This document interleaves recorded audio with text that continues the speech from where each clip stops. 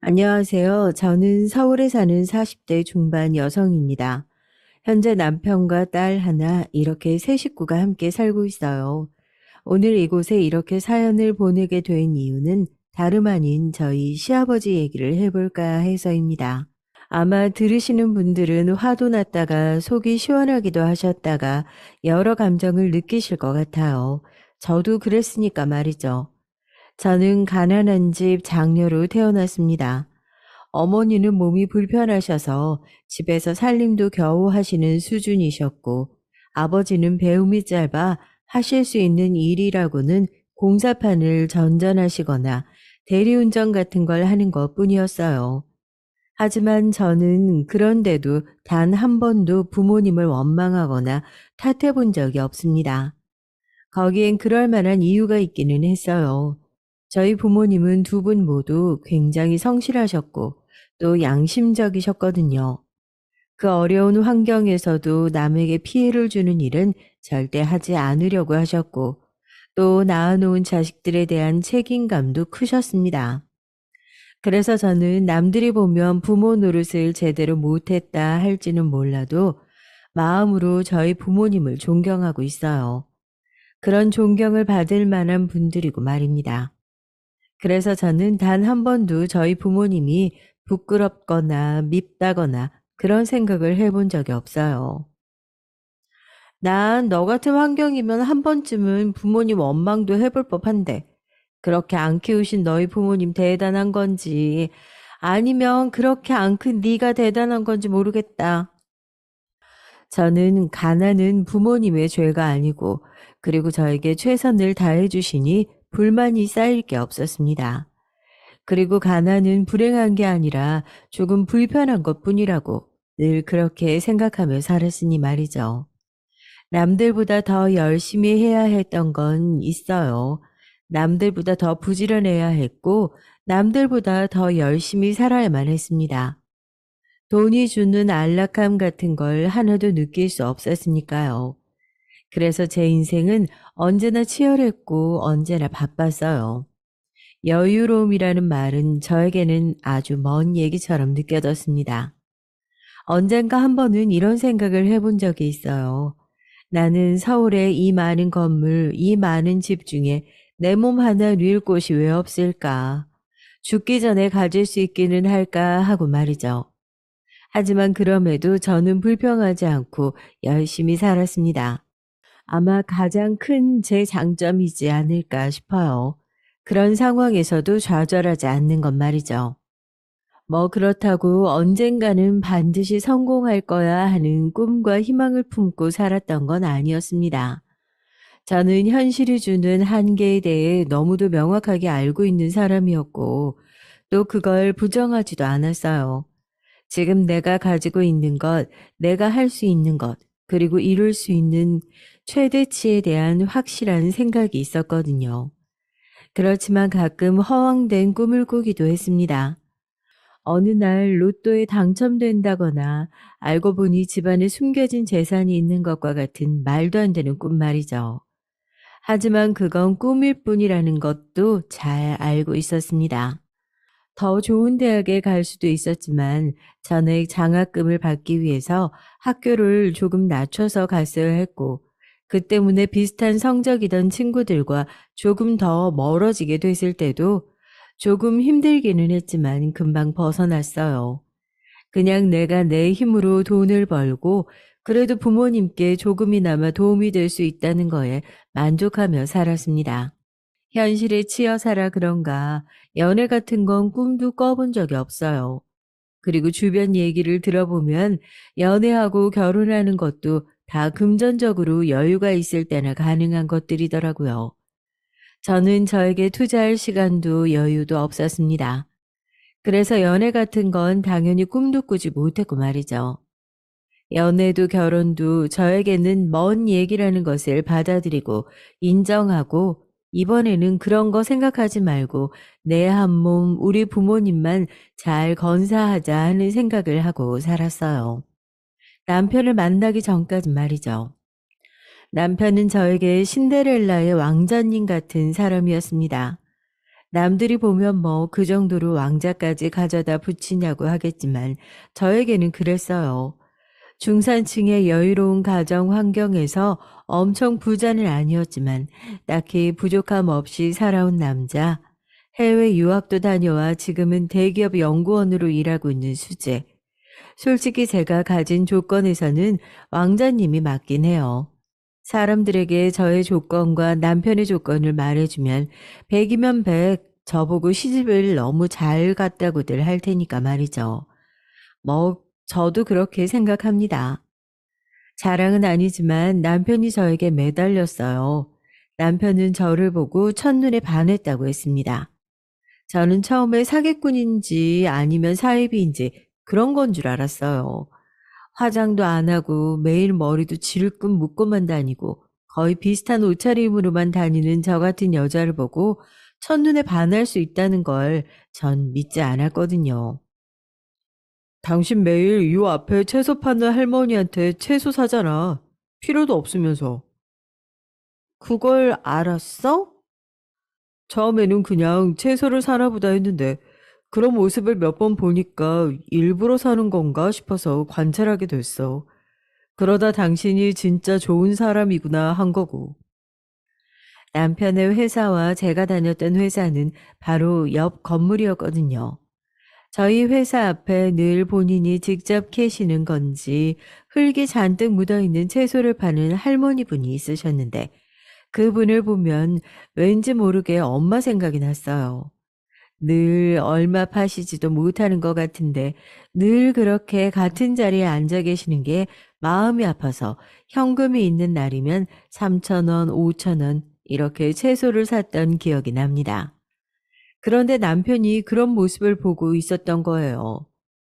하긴 생각해보면 남편이 저에게 처음 말을 걸었던 그날도 그 할머니에게 도라지를 사서 집으로 가는 길이었습니다. 저기 혹시 시간 되시면 저랑 커피 한잔 하실 수 있으실까요? 전 처음에는 이상한 사람인 줄 알고 당연히 거절을 했죠. 그런데 다음날 점심시간에 밥을 먹으러 나갔다가 목에 사원증을 걸고 다른 동료들과 웃으며 옆 건물을 나오는 남편을 보고 아, 적어도 신원은 확실한 사람이구나 했던 것 같습니다. 그리고 며칠 뒤에 다시 남편이 저에게 말을 걸어왔어요. 저 진짜 이상한 사람 아닌데 저랑 커피 딱 한 잔만 해주시면 안 돼요? 라고 말이죠. 그렇게 남편과 저의 첫 만남은 성사됐습니다. 나중에 들은 얘기지만 남편은 그날 이후에도 계속 그 주변을 얼쩡거리면서 제가 언제 나타나나 기다렸더군요. 제가 이렇게 물었던 기억이 납니다. 오기 같은 거였어? 오기? 아니, 그냥 진짜 너무 궁금했거든. 그리고 정말 좋은 사람처럼 보였어. 나중에 후회할 것 같아서 용기를 낸 거지. 나도 그렇게 말 건 건 당신이 처음이야. 뭐 진실은 알 수 없지만 말이죠. 아무튼 그렇게 남편과 저는 처음 만났고 첫 만남이 생각보다 굉장히 좋았습니다. 말도 잘 통했고 그리고 무엇보다 남편은 사람이 너무 좋아 보였어요. 서글서글한 인상에 웃을 때 선해 보이는 얼굴. 딱 봐도 여자들에게 인기 많을 것처럼 보이는 사람이었습니다. 그런 사람이 제가 좋다고 쫓아다니는 게 이해가 안 될 정도로 말이에요. 아무튼 남편과 저는 그렇게 몇 번의 만남을 더 이어갔어요. 그러다 어느 순간 제가 부담스럽다 느끼게 되었던 것 같습니다. 만날 때 쓰는 모든 비용을 남편이 냈었는데 그게 그랬어요. 저는 만날 때마다 밥을 사거나 커피를 사거나 할 여유가 없었고 말이죠. 그래서 어느 순간 이 핑계 저 핑계 되어가며 만남을 미뤘습니다. 그때 제가 처한 상황이 제일 서러웠던 것 같아요. 저도 남편이 좋았거든요. 그런데 경제적인 여유가 없어서 이런 식으로 만남이 끊어지길 바라는 게 너무 서러웠어요. 그래서 처음으로 제 상황 때문에 방에 틀어박혀 울었던 것 같습니다. 그나마도 부모님이 너무 걱정하실까봐 오래 하지도 못했지만 말이죠. 혹시 내가 데이트 비용 다 내고 그러는 게 부담스러워요? 남편이 어느 날 직접적으로 그렇게 묻더군요. 저는 바로 그런 질문을 던질 줄은 정말 꿈에도 몰랐던지라 많이 당황했던 기억이 납니다. 그러면 전혀 그런 마음 가질 필요 없어요. 나는 내가 돈을 쓰는 것보다 지훈 씨를 못 만나게 되는 게 훨씬 비교도 안 될 만큼 더 싫으니까. 나를 위해서 부담스러워도 참고 만나주면 안 돼요? 남편은 그 말에 그냥 뻔뻔해지기로 했던 것 같아요. 모르겠고, 그냥 나는 이 남자 좋고, 이렇게까지 말해주는 남자 내 인생에 다시는 없을 것 같고, 그냥 눈 질끈 감고 조금 뻔뻔해지자, 이렇게 말이죠. 그렇게 저희는 2년을 연애했습니다. 너 이 연애한 지 2년이 넘지 않았냐? 결혼 안 해? 결혼? 연애를 하면 꼭 결혼을 해야 하나? 뭐 반드시 그래야 하는 건 아니지만 남자친구도 같은 생각이야? 둘 다 이제 결혼 정년기잖아. 그쪽 집안에서도 결혼 얘기를 할 거 아니야. 당시에 제가 30이었고 남자친구가 33이었거든요. 확실히 결혼 얘기가 오고 갈 나이이긴 했습니다. 게다가 2년 넘게 연애한 상대가 있고 말이죠. 솔직히 저는 남자친구 아니면 결혼할 생각이 없었어요. 아니, 애초에 그 사람이 아니면 다시 연애할 수 있을까 하는 생각을 했었습니다. 하지만 제가 먼저 얘기를 꺼낼 수는 없었어요. 뭐 이쯤 되면 다들 예상하시겠지만 제가 그럴 처지가 못 되잖아요. 그런 얘기를 꺼내기가 정말 미안했다고 해야 하나 그랬습니다. 남자친구가 부담을 느끼지 않게 헤어져야 하나 하는 생각도 했었던 것 같아요. 그때는 저희가 만난 지 2주년이 딱 되던 날이었던 것 같습니다. 남자친구와 저는 떡볶이를 참 좋아했거든요. 그때는 제가 좋아하니까 남자친구도 좋아하는 척 하는 거로 생각했는데, 십수년이 지난 지금도 남편이 좋아하는 음식 중에 하나가 떡볶이인 거 보면 정말 좋아서 저랑 같이 먹어준 게 맞긴 해요.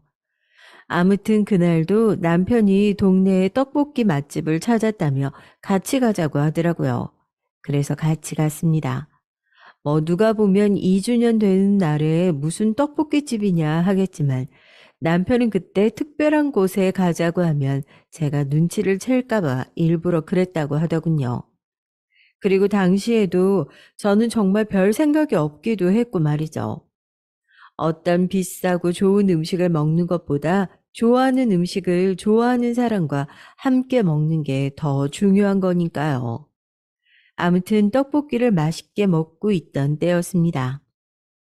지윤아, 응? 남편이 평소와 같은 아무렇지도 않은 덤덤한 말투로 저를 불렀어요. 우리 결혼하자. 순간 제가 잘못 들었나 해서 남편을 향해 고개를 번쩍 들었습니다. 남편은 그런 말을 방금 한 사람이라는 게 믿기지 않을 만큼 태평한 얼굴로 떡볶이를 먹고 있었어요. 뭐 이것도 나중에 들은 얘기지만 속으로는 엄청나게 떨고 있었다고 하더라고요. 태연한 척 하느라 너무 힘들었다고 말이죠. 나랑 결혼하자고. 나랑? 정말 괜찮겠어? 왜? 너는 나랑 결혼하기 싫어? 아니, 그게 아니라. 저는 기본적으로 제가 많이 부족하다는 걸 알고 있었기 때문에 저희 집이 부끄럽지는 않았지만 남들이 어떻게 보는지는 살아오면서 무수히 겪었으니까요. 아무튼 그렇기 때문에 남편네 집안에서 당연히 좋아하지 않을 거로 생각했거든요. 혹시 반대 같은 거 할까 봐 걱정돼? 전혀 안 되지는 않지. 그런 제 대답에 남편이 재밌다는 듯 웃었던 기억이 납니다. 그런 남편을 왜 그러냐는 듯 보고 있었던 저까지 말이죠. 일단 우리 집 가봐. 가보고 얘기해. 아, 물론 그 전에 너희 집에 먼저 인사부터 드리고. 당연히 저희 부모님은 무척 좋아하셨어요. 엄마와 아빠도 저에게 결혼 얘기를 쉽게 하시지 못하셨거든요. 본인들이 해줄 수 있는 게 없는데 어떻게 결혼하라는 얘기를 아무렇지도 않게 할 수 있었겠어요. 그래서 속으로만 본인들 때문에 제가 결혼도 못하고 늙으면 어떡하나 하는 걱정들을 하고 계셨는데 남편을 게다가 생긴 것도 집안도 모든 게 다 멀끔한 사람을 데리고 갔으니 말입니다. 너무 좋기는 한데 그 집안에서 반대를 할까 봐 그게 걱정이다. 남편이 다녀간 날 엄마가 심란한 얼굴로 그렇게 말씀하셨습니다. 그리고는 다음 날 제 손을 붙들고 백화점에 가서 옷을 사주셨던 기억이 나요. 다른 건 못해도 이건 해줘야 평생 후회 없을 것 같다고 괜찮다는 저를 몇 번이나 설득해서 말이죠. 엄마가 사준 그 옷을 입고 남편의 집에 처음 인사를 갔던 날, 그 날이 잊히지 않습니다. 아, 제가 얘기를 했던가요? 남편의 어머니는, 그러니까 제 시어머니 되시는 분은 남편이 대학을 다닐 때 병으로 돌아가시고 남편은 아버지만 계시거든요. 위로는 형이 하나, 아래로는 남동생이 하나 있는 삼형제의 중간입니다. 아무튼 왜 그날이 잊히지 않냐면 바로 시아버지의 태도 때문이었습니다. 우리 가족이 되어줄 생각을 해서 내가 얼마나 고마운지 모른다. 그 말에 저는 눈물이 날 뻔했어요. 다른 조건 같은 건 하나도 묻거나 궁금해하지 않으시고 그저 아들이 사랑하는 사람이라는 것, 그리고 가족이 되기로 한 것, 그 자체만으로 너무 좋아하고 고마워하셨습니다. 아, 이런 아버지가 있어서 남편이 이렇게 잘 자랐구나 하는 확신이 드는 순간이었어요. 상견례부터 결혼까지 너무나 순조로웠습니다. 이보다 더 순조로울 수는 없을 거라는 생각이 들 정도로 말이죠. 저희 부모님도 매우 흡족해 했고 말이에요. 다른 건 다 몰라도 네가 인복은 있나 보다 하시면서 말이죠. 결혼 생활은 매우 순조로울 거로 생각했습니다. 그리고 실제로 남편이나 시아버지 그 어느 사람도 저를 속을 썩이거나 화나게 하는 사람은 없었어요. 복병은 따로 있었습니다. 바로 동서들, 그 빌어먹을 동서들이었어요. 제 입에서 저런 험한 말이 나온다는 것 자체가 그 동서들이 얼마나 대단한 나쁜 사람들인지 알 수 있는 부분이에요. 저는 험한 말을 하는 걸 병적으로 싫어하는 사람인데 말이죠. 일단 동서들에 대해 설명부터 해야겠네요. 남편은 그 집안에서 제일 마지막으로 결혼을 한 사람이었습니다. 형이 먼저 하고 그 다음에 동생이 했습니다. 남편과 도련님과는 1살 차이밖에 나지 않는 연년생이거든요. 형님과 동서 둘 다 교수였습니다. 신기하긴 하지만 그럴 것도 아닌 게 형님과 동서는 원래 결혼 전부터 알던 사이였거든요. 형님이 동서를 도련님에게 소개해 준 거였고 말이죠. 그래서 그 두 사람은 굉장히 끈끈했습니다.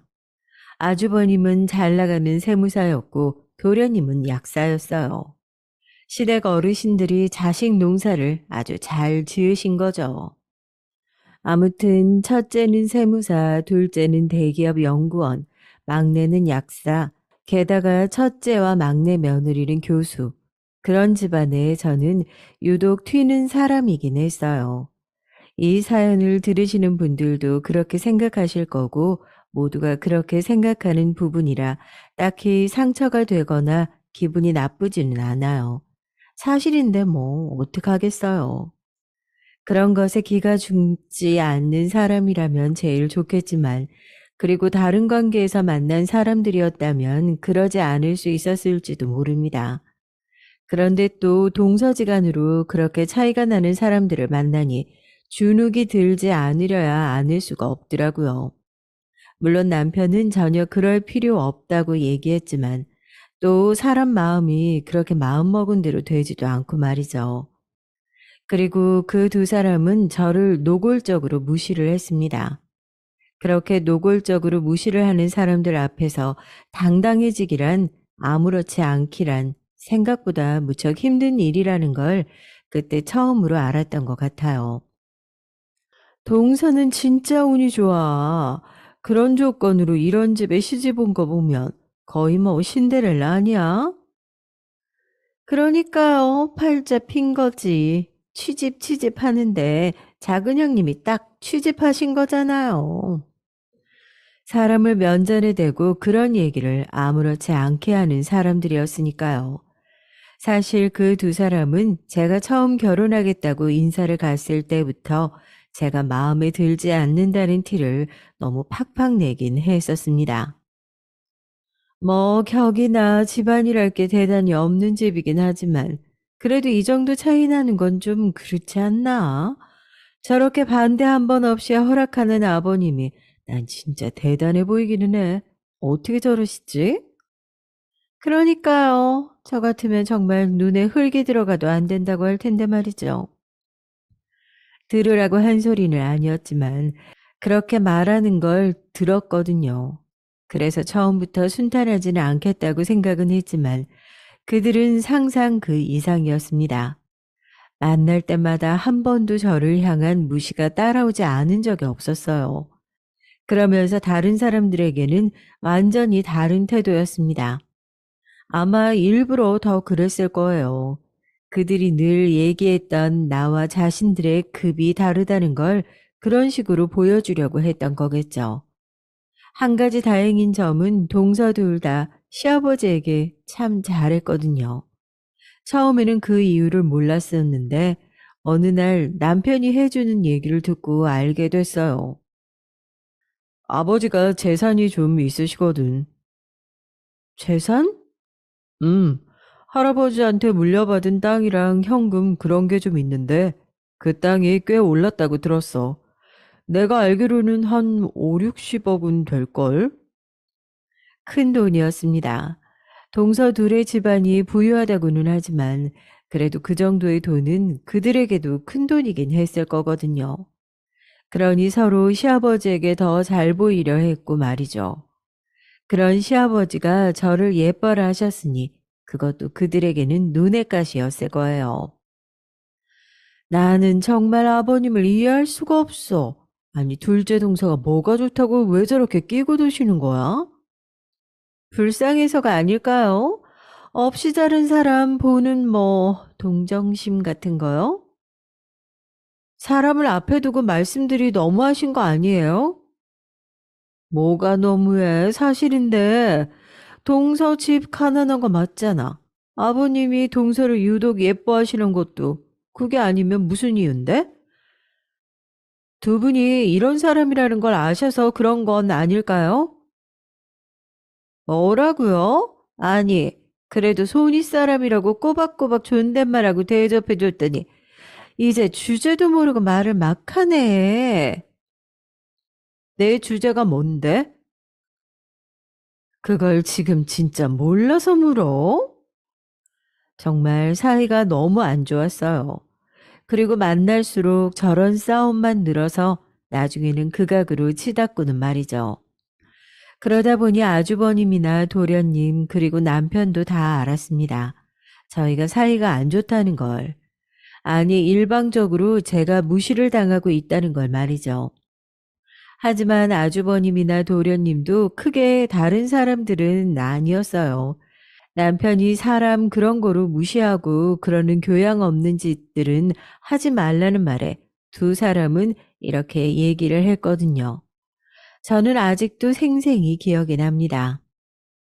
아니 뭐 틀린 말 한 것도 아닌데 그렇게까지 화낼 필요가 있어? 그거 너도 자격지심이야. 뭐 잘못은 한 것 같은데. 아이 작은 형님한테 그런 소리 들을 사람 아니에요. 아 그리고 별것도 아닌 걸로 뭐 이렇게 소란을 만드세요? 바로 이렇게 말입니다. 저러니까 같은 사람들이니까 부부로 같이 사는구나 싶었던 순간이었어요. 그리고 그런 부모 밑에서 어떻게 저런 아들들이 자랄 수 있었는지도 정말이지 의문이었습니다. 공부 잘한다고 너무 오냐오냐 키워서 그래. 세상에 자기들이 제일 잘난 줄 알아.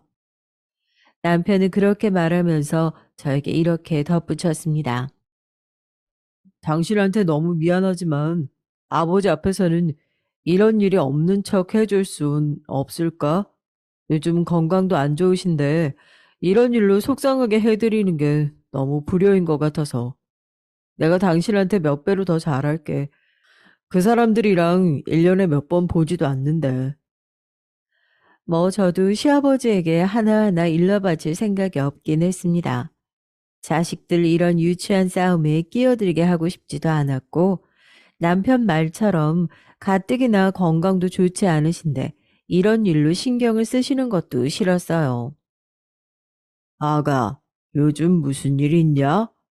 표정이 영 안 좋구나. 무슨 일은요? 요즘 컨디션이 조금 안 좋아서 그래요. 아이고, 그러면 병원에 갔다가 집에서 쉬어야지. 내가 둘째한테 집안일은 네가 다 하라고 할 테니까 너는 푹 쉬어. 이렇게 저를 아껴주시니 더더욱 더 말하지 못했습니다. 시아버지를 속상하게 하는 일은 만들고 싶지 않았거든요. 아무튼 그렇게 동서들의 저를 향한 폭언과 따돌림은 그 누구에게도 아무런 제재를 받지 못한 채 나날이 심해지기만 했어요. 그게 한 10년 이상 갔네요. 아마 자주 보는 사이였으면 저도 진작에 다 뒤집어 엎었을지도 모릅니다. 그런데 자주 보는 사이도 아니었고 그냥 개가 짖는다고 생각하고 한 귀로 듣고 한 귀로 흘려서 그간 잘 지내올 수 있었던 것 같아요. 그리고 어느 순간에는 정말 신경이 쓰이지 않기도 했습니다. 그렇게 세월이 흘러 지금이 되었네요. 이제는 제가 이 사연을 보내게 된 그 사건에 대한 얘기를 해야 할 시간이 온 것 같아요. 그건 약 1년 전부터 지금까지 있었던 일에 관한 얘기입니다. 약 1년 전 시아버지가 갑자기 쓰러지셨어요. 풍이 왔다고 하더군요. 그래서 하반신을 제대로 쓰지 못하셨습니다. 처음에는 당연히 동서 둘이 나서서 간호하겠다고 하더군요. 보나마나 시아버지의 재산 때문이었겠죠. 하반신 마비가 왔을 뿐 정신이 멀쩡하셨던 시아버지는 자신의 그런 모습을 며느리들에게 보여주기 부끄러우셨는지 한사코 거절하시며 전문 간병인을 구했습니다. 물론 저는 자주 찾아뵙고 반찬도 해드리고 우울하시지 않게 말동무도 해드렸지만요. 어느 날 시아버지가 식구 모두를 불렀습니다. 그러고는 말씀하셨어요. 이제 너희들에게 내 재산을 물려줘야 할 때가 온 것 같다. 내가 정신이 온전할 때 다 정리해야 할 것 같구나.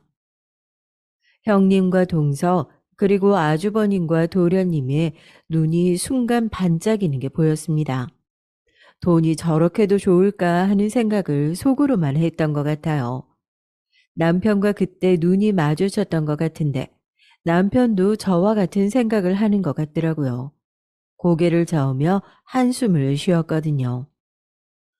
공평하게 3등분으로 나눴다. 그 말에 아주버님과 형님이 발끈했습니다. 저희가 첫째인데 둘째, 셋째랑 똑같이 받는다고요? 그래요, 아버님. 그건 아니죠. 두 사람의 말에 시아버지의 표정이 어두워졌어요. 니들이 더 받아갈 이유가 나이가 더 많다는 것 말고는 없지. 그러면 첫째는 정해서 태어난 것도 아니니 네가 첫째라고 더 한 것도 없는데 단순히 더 일찍 태어났다는 이유 하나만으로 더 받아가야 한다는 게 더 말이 안 되지 않니?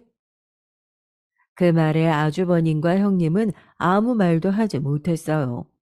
물론 억울해 보였고 또 하고 싶은 말이 더 있는 듯 했지만 만약에 시아버지의 심기를 더 거슬렸다가 그나마도 안 주신다 할 수 있는 거니까 말입니다. 그래요, 큰형 형수. 아버지 말이 맞지. 그럼요. 아버님 하시고 싶은 대로 다 하시는 게 맞는 거죠. 도련님과 동서의 얼굴에는 화색이 돌았고 말이죠. 그런 두 사람을 아주버님과 형님이 못마땅한 듯 바라보았습니다. 시아버지는 공평하게 나눴다며 서류 봉투를 하나씩 건넸습니다. 그리고 정말 모두가 놀랐죠. 사실 저도 조금 놀라기는 했어요. 아니, 이게 뭐예요? 그게 뭐? 아니, 아버지 재산 저희가 알고 있는 게 얼만데, 이거밖에 안 되는 거예요? 네, 액수가 생각보다 많이 적었거든요. 제가 남편한테 들은 시아버지의 재산은 이것저것 합쳐서 약 60억 가량이 된다고 했습니다. 그보다 더 될 수도 있다는 말도 들었고요. 한 집안당 돌아간 액수는 약 8억 정도 되는 돈이었습니다. 세 집안 다 합쳐도 25억이 안 되는 돈이었던 겁니다. 모두들 놀라서 이게 어떻게 된 영문인지 시아버지를 바라봤어요. 시아버지는 덤덤한 얼굴로 아무렇지 않게 말씀하셨습니다. 니들 셋 다 남부럽지 않게 하고 싶은 거 다 해주면서 키웠고 장가들 갈 때도 집이며 뭐며 안 해준 거 없지 않니? 아니, 아버지 그건 그거고 나는 니들한테 할 만큼 했고 지금 물려준 그 돈도 적지 않은 돈이다. 누군가는 죽을 때까지 만져보지 못할 액수야. 시아버지의 그 말을 가만히 듣던 동서가 물었습니다. 저도 그건 궁금하긴 했던 부분이긴 했어요. 아니, 다 좋고, 그렇다 치고요, 아버님. 그럼 나머지 재산은 다 어디 있는데요? 공평하게 아버님 재산 다 나눠주신다면서요. 동서의 그 말에 시아버지가 동서를 보며 씩 웃으셨어요. 그러고는 고개를 끄덕이며 말씀하셨습니다. 아파서 병원도 못 가고 치료도 못 받는 독거노인들을 위한 단체가 있다더구나. 내가 이렇게 아파 보니까 그런 돈 없는 사람들은 얼마나 힘들지 상상도 안 되고 마음도 쓰이고. 그래서 그런 노인들 돕는다는 단체에 기부했다. 시아버지의 그 말씀에 정말이지 모두의 입이 떡하고 벌어졌습니다. 저와 남편은 존경의 의미였고 큰 집과 작은 집은 아마도 충격의 의미였겠죠. 시아버지는 그런 얘기를 한 번도 하신 적이 없으셨던 분이고 그런 기미도 없으셨기 때문에 그 큰 재산을 이런 식으로 쓰실 거라고는 아마 상상조차 못했을 겁니다. 저희도 그랬으니까요. 그러면 40억이나 되는 돈을 거기에다가 기부를 하셨다는 말씀이세요, 지금? 아버님, 지금 제정신이세요? 아니, 그 큰 돈을 어떻게 남을 줄 생각을 하실 수 있으세요? 아니, 이게 말이나 돼요? 네? 당연히 말 안 되죠. 아버지, 어디 아프신 거 아니죠? 머리에도 무슨 문제가 있으신 거 아니에요? 병원 가서 검사해 봐야 되는 거 아닌가요? 그 기부한 거 지금이라도 취소 못 하나? 그거 아까워서 어째. 정말 듣고 있기 불편한 막말들이 오갔습니다. 보다 못한 남편이 나섰어요.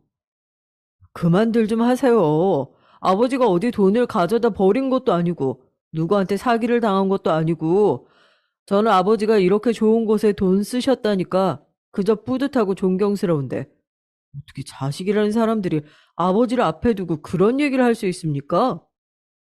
시아버지는 그런 남편을 막아 세웠어요. 그리고 말했습니다.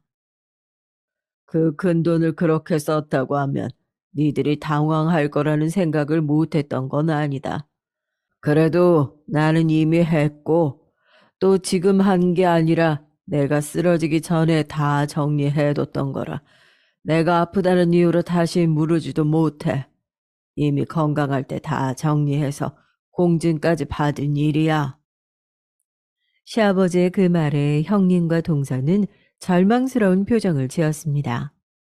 건강하실 때 모든 분배가 이루어진 거라고 하니 정말로 돌이킬 수 없다는 결론을 내린 거겠죠. 그날은 두 식구 다 굉장히 충격이었던 건지 그 이후로는 별말 하지 않고 집을 나섰어요. 뭐 나중에 안 사실이지만 그러고 나서 자기들끼리 기부를 되돌리는 방법이나 소송을 하면 취소를 할 수 있는지 그런 것들을 알아본 모양이긴 했습니다. 소용없다는 것도 알았을 거고 말이죠. 모두 예상하실 수 있으시겠지만 형님과 동서는 그 후로 시아버지에게 찾아오는 횟수가 눈에 띄게 줄었어요. 아니, 줄었다기보다 거의 오지 않았습니다. 시아버지도 당연히 그런 거라 생각하셨던 것 같아요. 그런데도 섭섭한 건 어쩔 수 없으신가 보더라고요. 그리고 무엇보다 손주들을 몹시 보고 싶어 하셨고 말입니다. 사실 그 돈도 손주들을 생각해서 물려주신 거라고 저는 그렇게 생각하고 있어요. 시아버지께 직접적으로 들은 건 없지만 말입니다. 제가 동서들에게 전화를 했어요.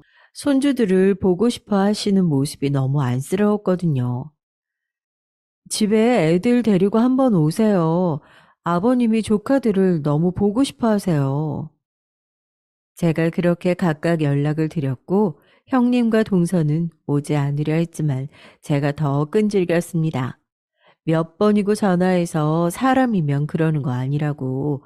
이렇게 며느리들이 아픈 시아버지 천대하는 거 학교에 소문이 나면 어떻게 되겠냐고. 거의 반쯤은 협박을 해가면서 말이죠.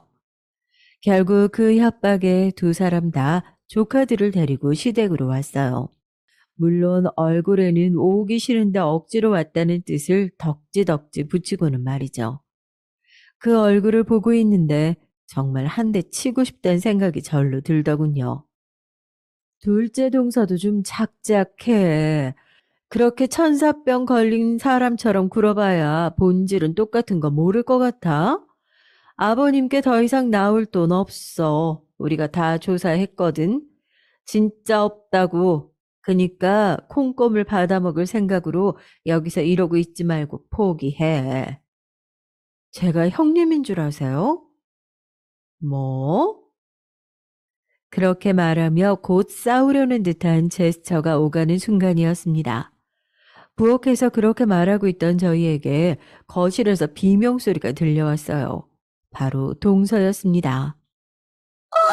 아버님, 이게 뭐야? 제가 놀라서 얼른 달려갔어요. 그러고는 눈물이 날 뻔했습니다. 시아버지가 실수하신 겁니다. 대변을 보신 거예요. 하반신 마비로 인해 그렇게 가끔 실수하곤 하시는데 저는 한 번도 그 모습을 본 적은 없거든요. 간병인 분께 그렇다고 말은 전해 들었지만 말입니다. 그런데 며느리와 손자들이 모두 있는 곳에서 그렇게 실수하신 겁니다. 아이고, 미안하다. 미안해. 저는 시아버지의 그런 얼굴, 아니 사람의 그런 얼굴은 처음 봤어요.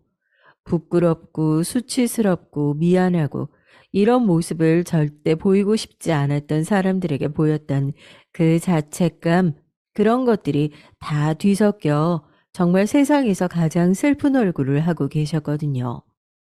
제가 얼른 시아버지를 일으켜 세웠습니다. 당황하지 않은 척 하면서 말이죠.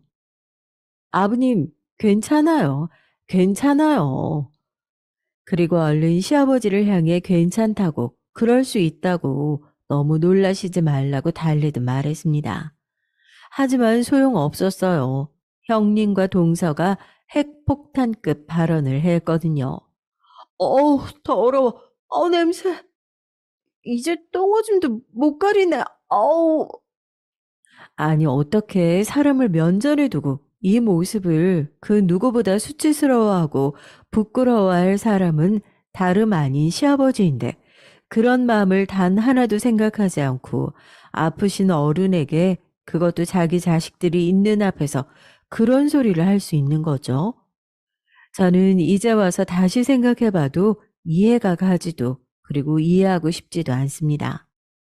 형님과 동서의 그런 모습에 시아버지는 순간 굉장한 충격을 받으신 듯 했어요. 아무리 그래도 저 정도의 행동을 할 줄은 모르셨던 모양이었습니다. 그건 그간 두 사람에게 밥 먹듯 무시당하여 온 저도 그랬으니 당연히 시아버지는 놀라실만 했다고 생각해요. 어떻게 그런 말을 아무렇지 않게 하실 수 있어요? 내가 틀린 말 했어? 뭐가 문제야? 똥오줌 못 가리게 된 노인인 거 맞잖아.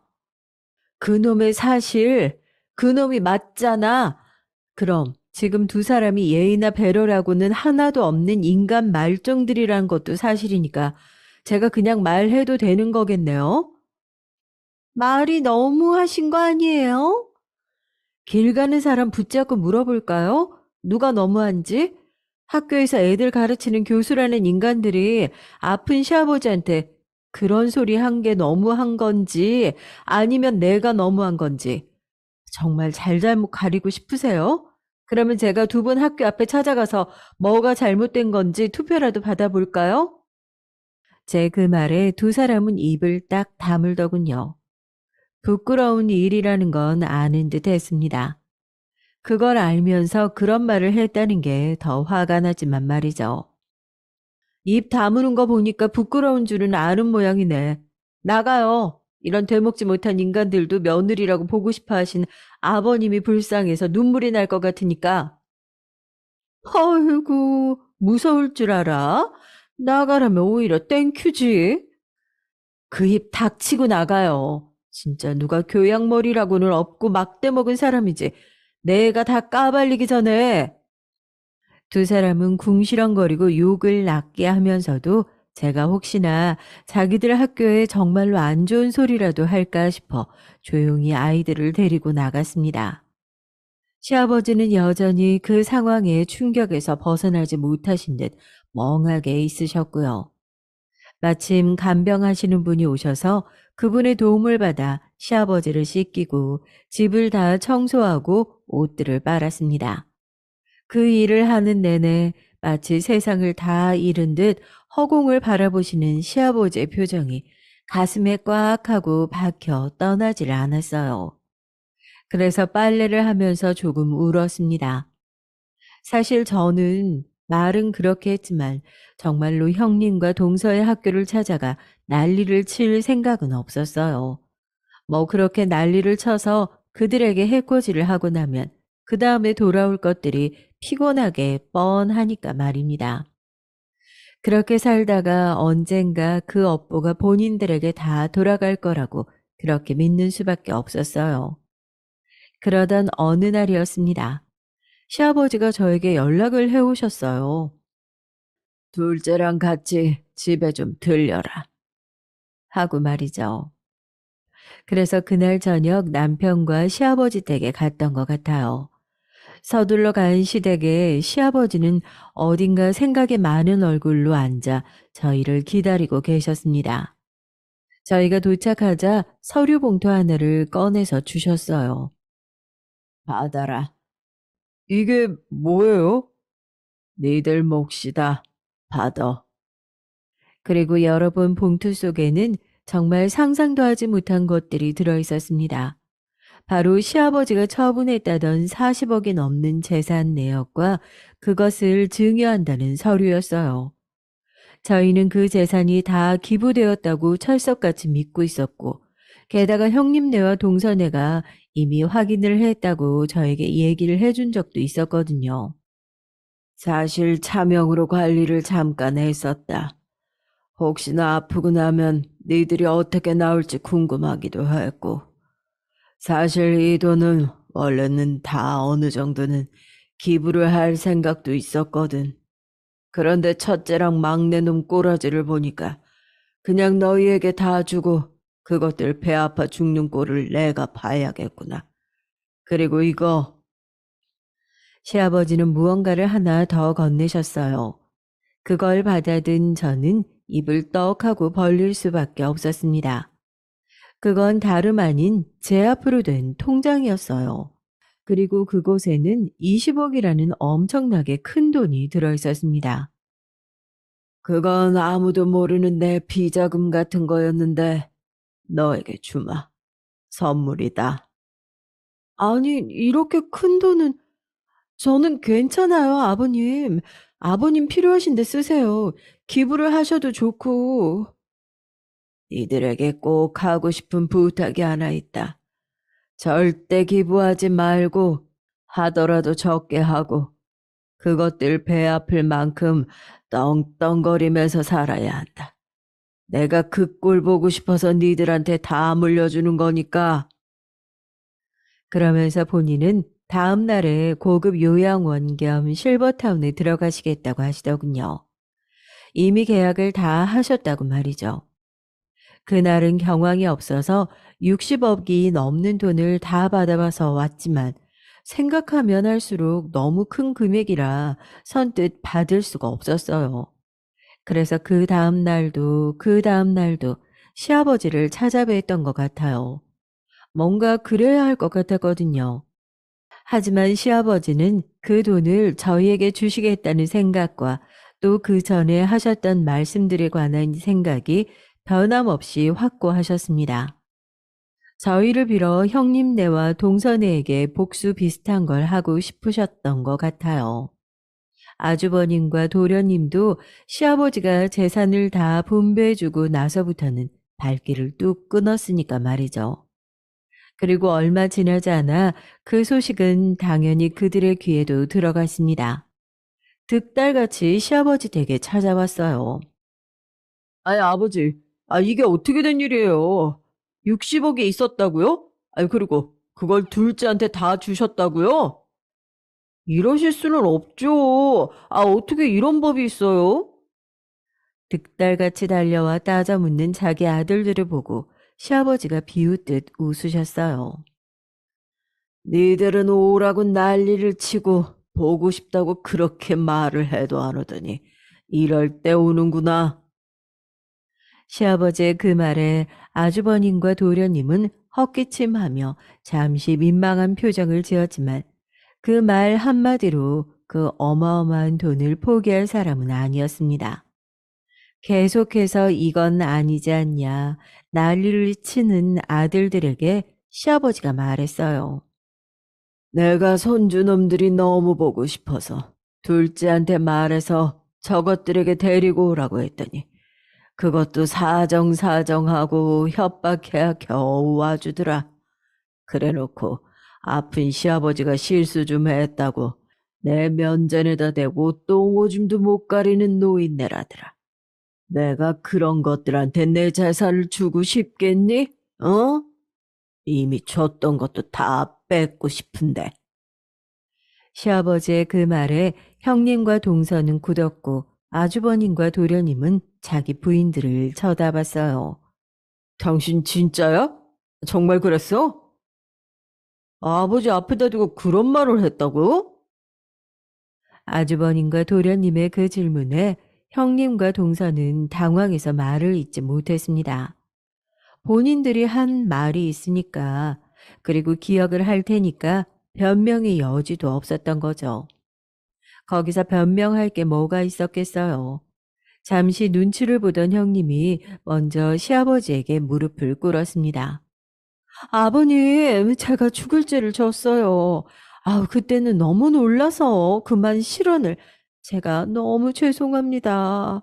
평생 모시고 살면서 사죄 드릴게요. 저희랑 같이 저희 집에 가세요. 네? 그런 형님의 모습을 보던 동서가 그 옆에 얼른 무릎을 꿇었어요. 아니요, 아버님.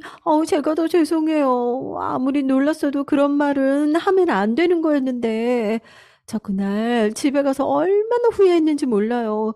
애들한테 물어보세요. 엄마가 해서는 안 되는 말 했다고 반성했다니까요. 그리고 제가 모실게요. 예? 저희 집으로 가세요. 사세요.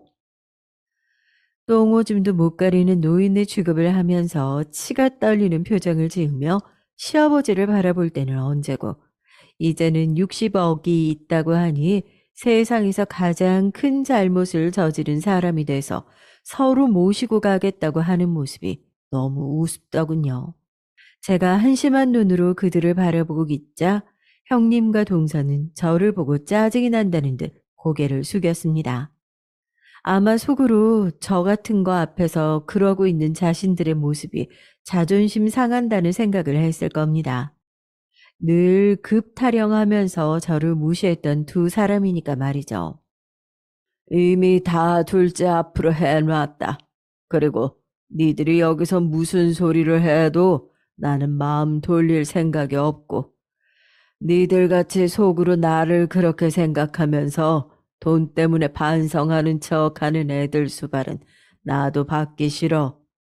비싸고 좋은 요양원 이미 계약했다. 다음 주에 거기로 들어가기로 했어.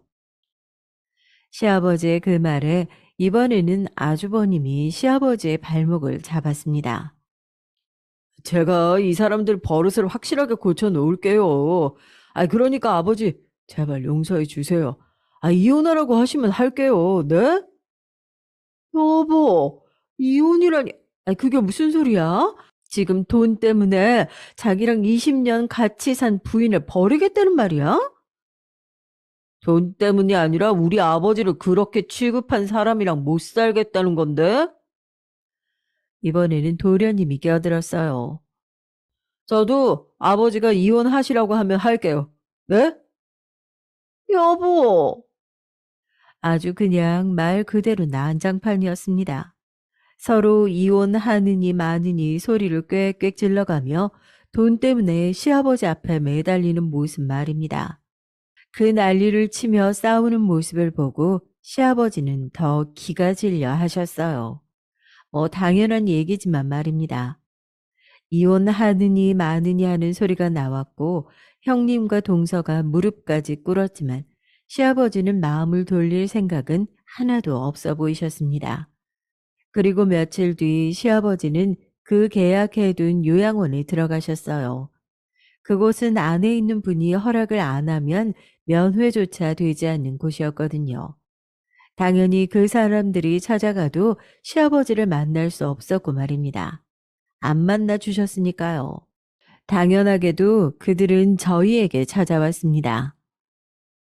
우리가 그동안 미안했어. 작은 형님, 제가 그동안 정말 죄송했어요. 정말 사과하기 싫은 얼굴로 와서는 저에게 사과를 하더군요. 그러면서 받은 돈을 완벽하게 3등분하지 않아도 되니까 달라고 말이죠.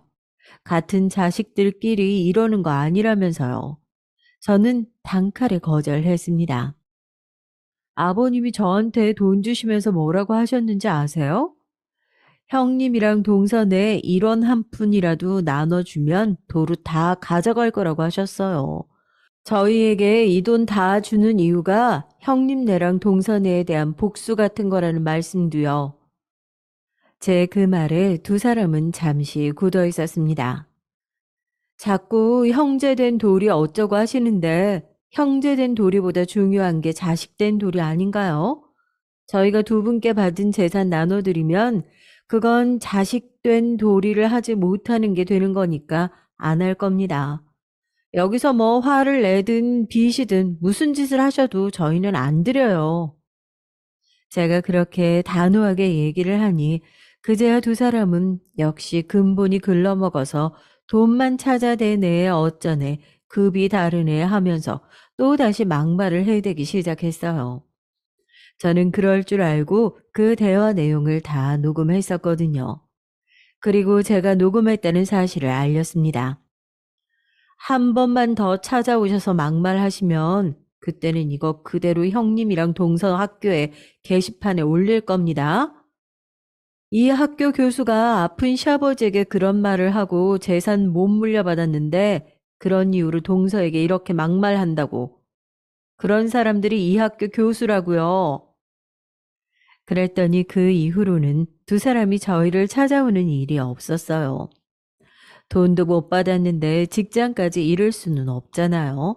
게다가 그렇게 자부심이 넘쳤던 교수라는 직업이었으니 말입니다.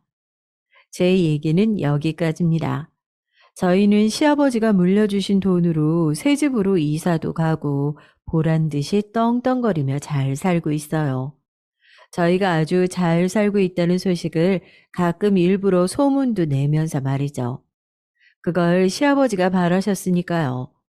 그리고 그들은 저희의 그런 소식을 들을 때마다 이혼하느니 마느니 하면서 또다시 싸운다고 들었습니다. 그리고 정말로 굉장히 많이 배가 아파한다는 것도 말이죠. 그들은 아마 평생을 저희를 보면서 배 아파하겠죠. 그러라고 시아버지는 저희에게 그 큰 재산을 다 물려주신 거라고 말입니다. 물론 이 돈을 저희가 다 쓸 생각은 없어요. 때가 되면 얼마 정도는 기부할 생각입니다. 물론 다는 아니고요. 물론 그들에게는 비밀로 하고 말이죠. 사람은 정말 착하게 살아야 하는 것 같아요. 그게 결국은 돌아오는 것 같습니다. 저는 뭔가를 돌려받기 위해서 그렇게 산 건 아니지만요. 이제 정말로 긴 얘기를 마무리해야 할 것 같네요. 어떻게 들으셨는지 모르겠습니다. 여러분이 생각하기에도 시아버지가 잘한 것 같으신가요? 끝까지 들어주셔서 감사합니다. 늘 행복하세요. 안녕하세요. 저는 부산에 거주하고 있는 40대 여성입니다. 매일같이 사연을 들으면서 함께 울기도 하고 웃기도 했는데 이렇게 제 사연을 보내게 될 줄은 몰랐네요. 저는 다른 며느리들과는 다르게 시어머님과 굉장히 사이가 좋은데요. 제가 시어머님과 사이가 각별할 수밖에 없는 배경을 얘기하자면요. 저희 친정 어머니와 시어머니는 한 동네에서 거주하며 같은 중고등학교를 나온 동창생이었습니다. 살아생전 친정 어머니 말씀에 따르면 시어머니는 학교에서 늘 1등을 했고 집도 잘 살아서 가난한 친구들에게 베풀 줄 아는 친구였다고 하시네요.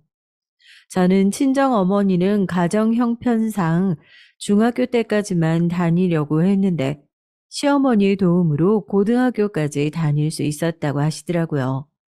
시어머니 댁이 워낙 잘 살다 보니 친정 어머니 몫까지 학비를 지원해 주셨다고 합니다.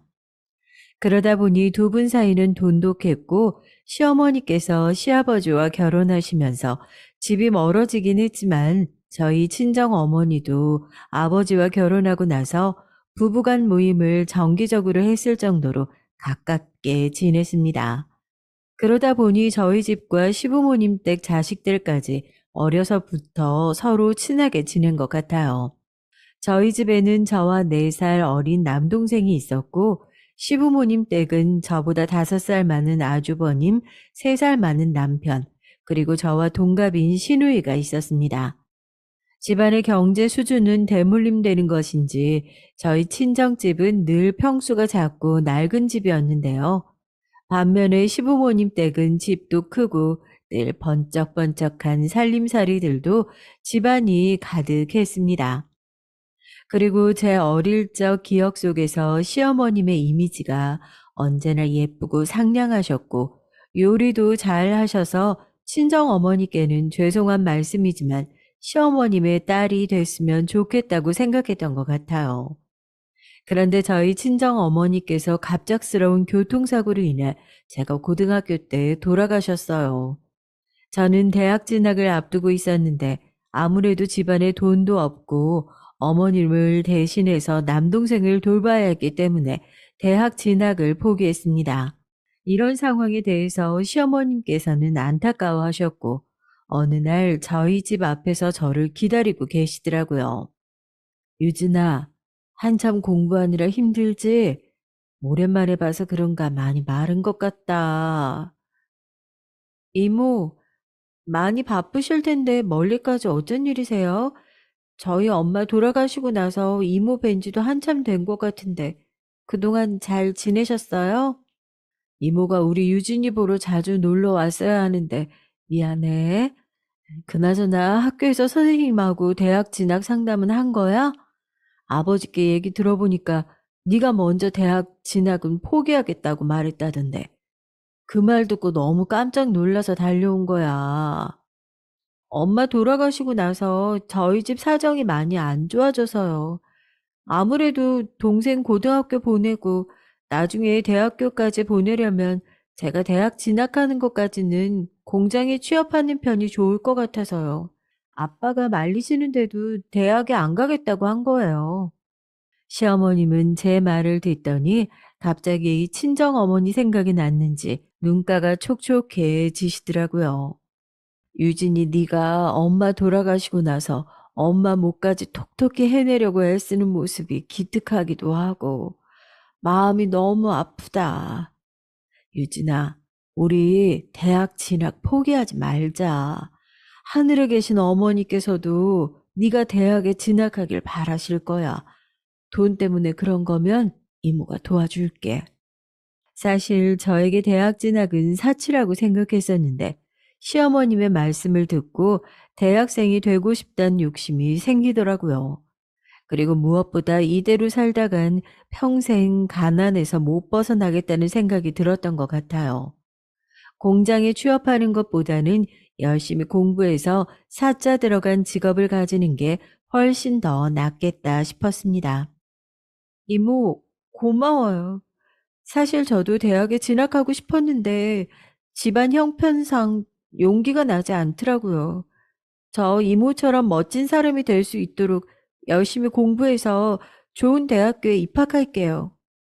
저는 친정 어머니를 대신해서 저에게 용기를 북돋아 준 시어머님께 보답을 하고 싶었습니다. 그 당시 시어머님의 직업은 약사였고 저는 그런 시어머님을 동경했었는데 그래서 약학대학교를 목표로 열심히 공부를 했고 결국 대학에 진학할 수 있었어요. 제가 대학교에 입학하자 그 누구보다도 시어머님께서 가장 기뻐해 주시더라고요. 유진아, 이모는 네가 해낼 줄 알았어. 우리 유진이가 이제 어엿한 성인이 되어서 대학교에 입학하니까 이모가 너무 기쁘다. 앞으로도 이모가 계속 응원할 테니까 힘내야 돼. 지금 생각해보면 시어머님께서 저를 찾아오지 않았더라면, 등록금을 선뜻 지원해 주시지 않았더라면, 지금 제 인생은 180도 바뀐 삶을 살고 있었을지도 모를 것 같네요. 저는 대학 졸업 후 시어머님처럼 어엿한 약사가 됐는데요. 아무래도 시어머님과 직업이 같다 보니 더욱 가깝게 지내게 된 것 같아요. 그런데 어느 날 시어머님께서 둘째 아들이 오랜만에 집에 온다며 저한테 저녁 식사에 초대할 테니 놀러 오라고 하시더라고요. 제가 어렸을 적에는 시어머님 댁과 교류가 많다 보니 자식들끼리 자주 만났었는데 성인이 되고 정말 오랜만에 다른 가족들을 보게 되는 자리였습니다. 시어머님의 둘째 아들, 그러니까 지금의 제 남편은 직업 군인이었고 지방에서 부대 생활을 하다 보니 집에 자주 방문을 못했는데요. 포상 휴가를 받았다며 오랜만에 집에 온다고 하더라고요. 저는 시어머님의 저녁 식사 초대에 흔쾌히 응했고 어렸을 적 자주 놀러 갔던 시어머님 댁을 방문했습니다.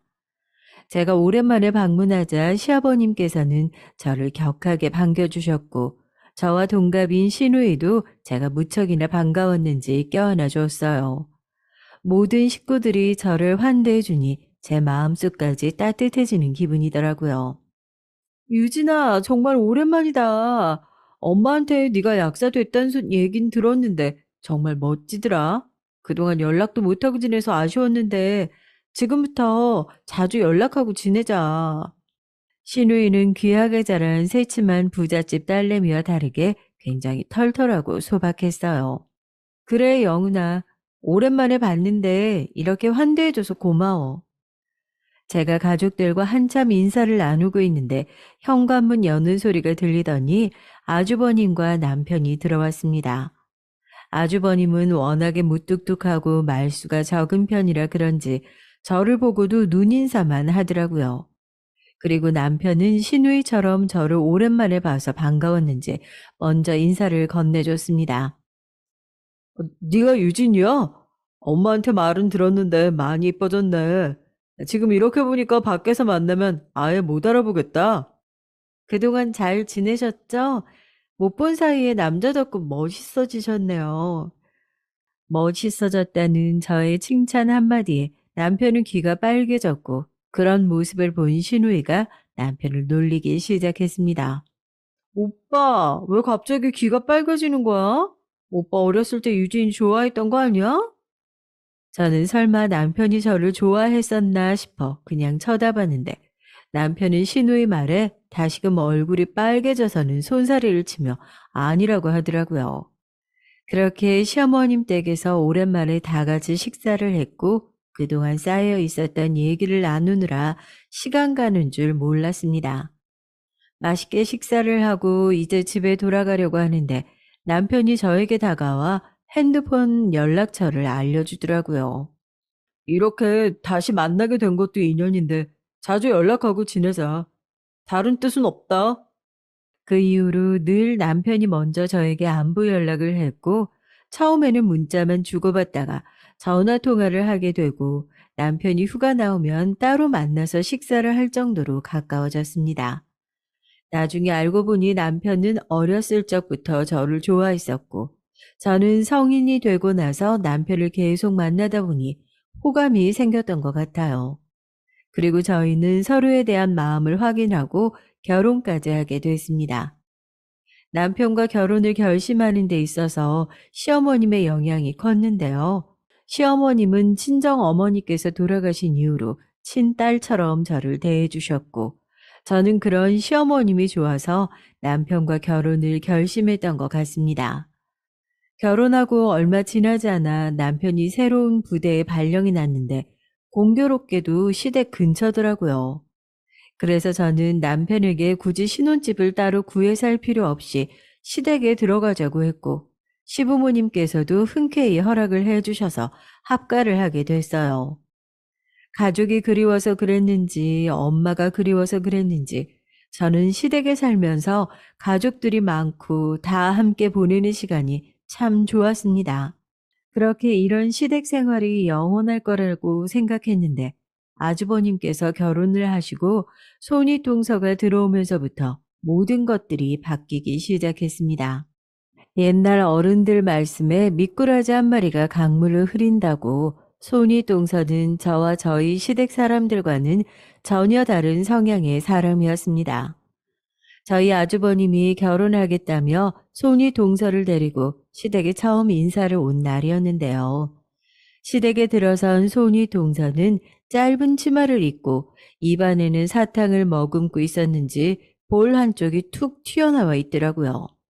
저는 속으로 시댁에 인사를 오는 예비 며느리 복장이 아닌 것 같았고, 사람을 외모로 판단해서는 안 되겠지만 인상만 봐도 보통 내기가 아니겠다는 생각이 들었습니다. 그런데 저희 시부모님께서는 손윗동서의 복장에는 크게 신경을 쓰지 않으시는 것 같더라고요. 그도 그럴 것이, 저희 아주버님께서 홍기가 꽉 찬 36살에 늦가게 결혼을 준비하고 있었고, 무엇보다 손윗동서가 혼전 임신을 한 상태라 시부모님 눈에는 그저 손윗동서가 이뻐 보일 수밖에 없었던 것 같습니다. 사실 저희 부부는 아기를 가지지 않기로 합의를 한 상태라 시부모님께서는 다른 자식들로부터 오매불망 손주를 기다리고 계셨거든요. 상차림을 다 준비해서 가족들이 모두 모여 점심 식사를 하려는데, 손윗동서가 갑자기 입덧이 나왔는지 입을 가리기 시작했습니다. 그리고 바로 앞에 놓여있는 잡채를 손으로 가리키면서 한마디 하더라고요. 아우, 이 잡채 동서가 만든 건가? 입덧 때문에 도저히 역겨워서 쳐다보지도 못할 것 같은데, 어머님, 이 식탁 위에 있는 잡채 치워도 되죠? 사실 잡채는 시어머님께서 만드신 거였고, 시어머님이 가장 좋아하는 음식이었는데요. 손윗동서가 입덧 때문에 도저히 못 앉아 있겠다고 하자 시어머님께서 말씀하시더라고요. 그래요. 아무래도 임신했으니까 예민해져서 그럴 수도 있지. 잡채는 당장 치울 테니까 또 속이 울렁거리면 얘기해줘요. 시어머님은 손윗동서를 처음 보는 자리라서 그런지 예의상 존댓말을 쓰셨는데, 손윗동서는 그런 시어머님께 웃으면서 얘기하더라고요. 어머님, 저한테 말 편하게 하세요. 이제 제가 맏며느리 될 사람인데 어머님께서 먼저 편하게 대해 주셔야지. 계속 그렇게 존댓말 쓰시면 제가 불편해서 쓰겠어요? 그리고 동서, 내가 입덧 때문에 힘들어서 그러는데 여기 앞에 있는 잡채 좀 치워줘. 저는 그날 처음 본 손윗동서가 저에게 반말을 하자 왠지 모르게 기분이 나빴습니다. 손윗동서가 계열상 저보다 형님이기는 하나 저와 동갑이라고 들었는데, 처음 만난 자리에서 심부름을 시키니 언짢더라고요. 저는 시부모님이 지켜보는 자리이기도 하고 손윗동서가 임산부이니 그럴 수 있다고 생각하며 잡채를 치워줬습니다.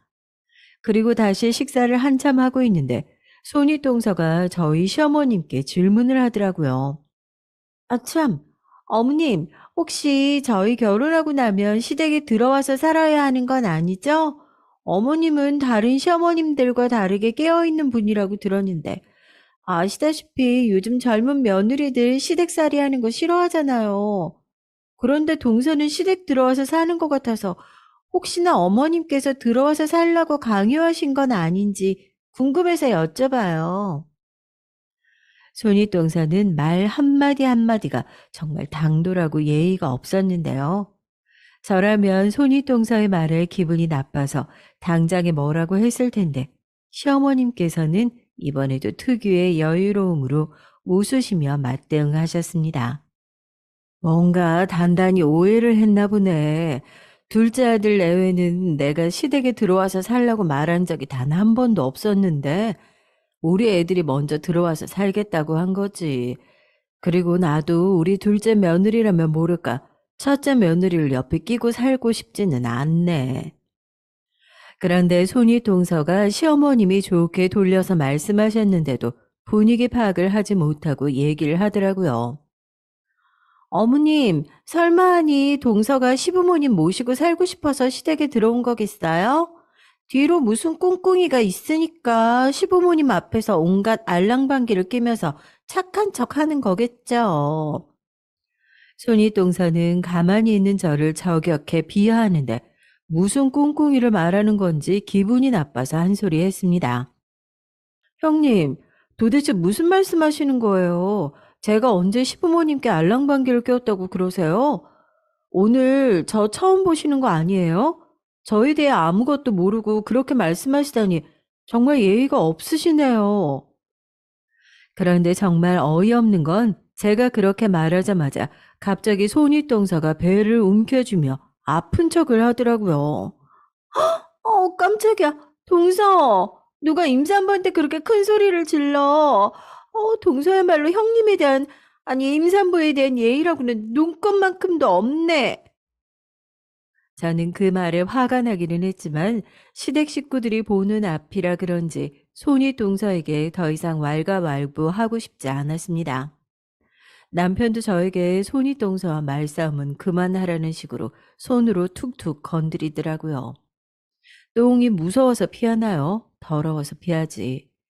임산부와 유치하게 말싸움하고 있자니 저도 같은 사람이 되는 것 같아서 꾹 참고 넘어갔습니다.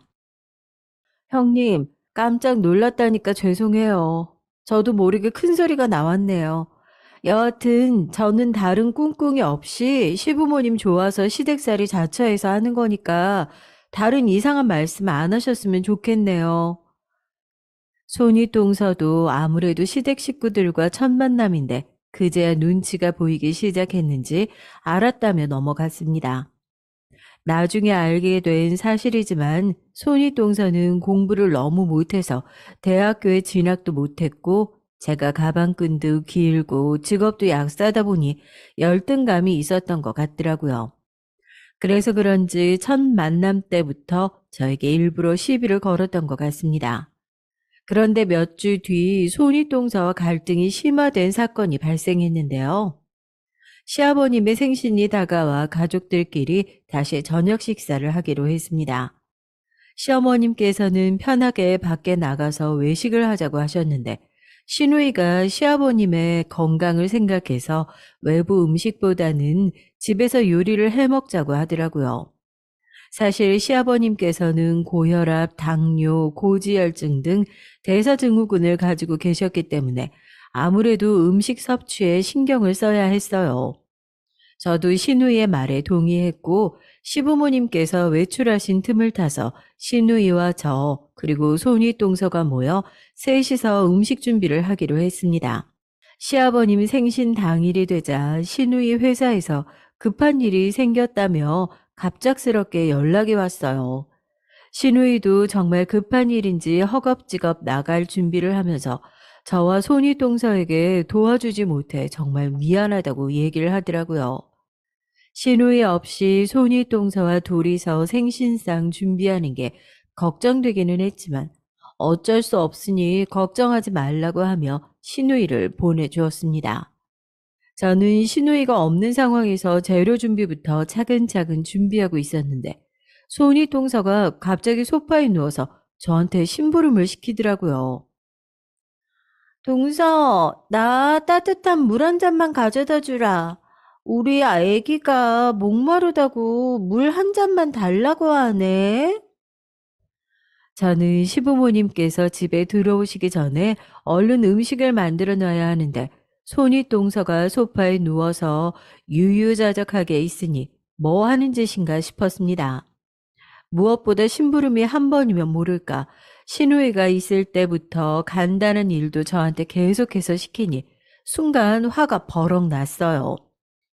형님, 아가씨까지 회사 일로 급하게 나가는 바람에 손이 하나 비어서 저희 둘이 음식 장만하기도 버거운데 이렇게 누워 계시면 어떡해요? 동서, 아까 내가 한 말 못 들었어? 애기가 얼른 따뜻한 물 한 잔 가져다 달라고 하잖아. 그리고 형님이 임신했으면 편히 쉬라고 하고 본인이 알아서 움직이고 요리하면 되지. 설마 나 불러놓고 정말 요리시키려고 했던 거야? 저는 손윗동서의 태도에 할 말을 잃었습니다. 분명 시누이와 함께 있을 때까지만 해도 소매까지 거두면서 무슨 일부터 해야 할지 물어봐 놓고서 저와 단둘이 있다고 태도가 돌변하더라고요. 손윗동서는 제가 이 집안에서 가장 만만했던 걸까요? 시아버님 생신인데 움직이기도 싫고 요리하기도 싫으면 그냥 그렇게 가만히 계세요. 지금 시간이 없어서 형님하고 말다툼할 여유도 없네요. 저는 그렇게 말하고 뒤돌아서 부엌으로 향했습니다. 대략 요리 준비가 마무리되어 가고 있는데 시어머님으로부터 전화 한 통이 오더라고요. 유진아, 너네 시아버님께서 오랜만에 교회로 산책을 나와서 그런지 너무 좋다고 밖에서 조금만 더 있다가 집에 들어가자고 하네. 그래서 우리 집에 들어가려면 좀 더 시간 걸릴 것 같으니까 그렇게 알고 있으렴. 저는 시부모님께서 들어오시기 전까지 요리를 끝마쳐야 해서 서둘렀던 건데 시간적으로 여유가 생기니까 좋더라고요. 그래서 하던 일을 마저 끝마치고 제 방으로 들어가서 잠시 쉬었습니다. 그때까지 손윗동서가 소파에서 계속 누워있든 다른 일을 하든 신경 쓰지 않았던 것 같아요. 그런데 제가 방에 들어가 잠깐 쉰다는 게 그만 잠이 들어버렸지 뭡니까? 깜짝 놀라 시계를 봤더니 2시간이 훌쩍 지났더라고요. 곧바로 일어나 거실로 나갔는데 이미 시부모님께서 집에 도착해 계셨고 다른 식구들도 집에 도착해서 옹기종기 모여 있었습니다. 제가 거실로 나가자 손윗동서가 저를 반기며 말을 걸더라고요. 동서 푹 잤어? 요리하다 말고 잠시 쉬고 오겠다고 해서 그냥 뒀는데 아무 소식이 없길래 문을 열어봤더니 자고 있더라고요. 쉬는 김에 푹 자라고 안 깨우고 내가 나머지 요리 다 해뒀어. 저는 분명히 생신상에 올라갈 음식을 다 만들고 쉬러 들어갔는데 손윗동서가 나머지 요리를 뭘 만들었다고 하는 건지 의아했습니다. 손윗동서는 어리둥절해하는 저를 바라보면서 연이어 말하더라고요. 그런데 아무리 그래도 임산부 혼자서 이 많은 음식들을 다 하라고 일부러 방에 들어가서 쉬는 건 좀 심하긴 한 것 같다. 나니까 그냥 그러려니 하고 넘어가는 거지. 다른 사람이었으면 당장 동서고 나발이고 열받아서 머리채 잡고 뜯었을지도 몰라. 손윗동서는 제가 요리할 때 손 하나 까딱하지 않고 소파에 누워있을 땐 언제고 본인이 저 요리를 다 한 것처럼 거짓말을 했는데요. 저는 거짓말을 하면서 얼굴색 하나 변하지 않는 손윗동서가 정말 이제 뻔뻔하더라고요. 그리고 이대로 가만히 있다간 시댁 식구들이 정말로 제가 임산부 일시키고 저 혼자서 방에 들어가 쉰 파렴치한 인간으로 오해를 할까봐 얘기를 했습니다. 형님, 말은 똑바로 하셔야죠. 제가 분명히 저 혼자 요리 다 하고 나서 방에 들어가서 쉰 거였는데 형님께서 대체 무슨 요리를 하셨다는 거예요? 제가 버럭 화를 내자 손윗동서는 접시 하나를 가리켰고 접시엔 족발이 올라와져 있었습니다. 저는 족발을 삶은 적이 없었는데 새로운 음식이 올라와 있는 걸 보고서 정말 손윗동서가 요리를 했나 싶었죠. 저기 접시에 내가 아버님 좋아하시는 족발 준비해 뒀잖아. 아버님께서 평상시 가장 좋아하시는 음식이 족발이라고 들었는데 동서는 그것도 모르고 있었던 거야? 다른 건 제쳐두고 족발부터 준비했었어야지. 그런데 자세히 보니 족발과 함께 사이드 메뉴로 반찬이 담겨 있었고 누가 봐도 배달 음식을 시켰다는 게 티가 났습니다. 손윗동서는 족발을 배달시켜 놓고 본인이 만들었다며 접시 위에 올려놓고 자랑을 하고 있더라고요. 제가 힘들게 땀 흘려가면서 손수 요리하고 있을 때는 일절 도와주지도 않은 손윗동서가 딸랑 배달 음식 시킨 걸로 본인이 요리했다며 생색내는데 기가 막혔어요. 형님, 지금 족발 배달시켜서 접시 위에 올려놓고 혼자서 요리했다고 저한테 생색내신 거예요? 지나가던 멍멍이가 다 웃겠어요. 제주는 제가 다 부렸는데 형님이 모든 공을 다 받겠다고 하시니 어이가 없고 억울하네요, 정말. 그런데 갑자기 제 말을 듣고 있던 손이 형님이 뭐가 억울하다고 꾸역꾸역 울더라고요. 그리고 눈물을 훔치며 제게 말했습니다. 동서는 내가 그렇게 싫은 거야? 싫으면 싫다고 대놓고 말을 하지. 안 그래도 입덧 때문에 요리하면서 구역질 나오는 거 마스크 끼고서 꾹 참았는데 동서한테 이런 말이나 듣고 있으니까 내 자신이 너무 한없이 비참하다. 저는 끝까지 거짓말하는 손윗동서가 뻔뻔스럽기에 그지없었습니다. 저를 한순간 이상한 사람으로 만들어버리는 것 같아 화가 치밀어 올랐는데요.